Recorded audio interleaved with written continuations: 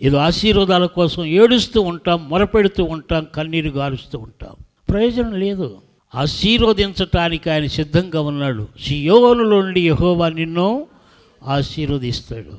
కానీ ఈ శరీర కార్యాలని కలుపు మొక్కలు నీవు తీసేసుకోవటం నీ చేత కాకపోతే, పరిశుద్ధాత్మను కూడా నీవు అడుక్కోవటం చేత కాకపోతే ఆశీర్వాదాలు రావు అనేది ఈరోజు దేవుడు మనకు నేర్పుతున్న అద్భుతమైన విషయం. ఈరోజు సరి చేసుకోవాలి. నీ కుటుంబం ఆశీర్వదింపట్లేదా?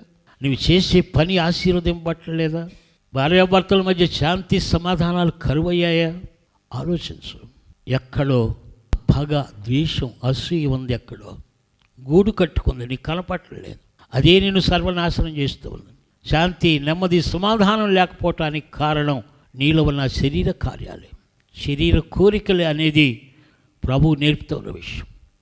నీ ఇంటి దాకా వచ్చే ఆశీర్వాదాలు, నీవు చేసే పని దాకా వచ్చే ఆశీర్వాదాలు, నీవెక్కడ ఉన్నావో అక్కడికి వచ్చే ఆశీర్వాదాలు, కానీ నీలో ఉన్న ఈ శరీర కార్యాలు అడ్డుకుంటూ ఉన్నాయి.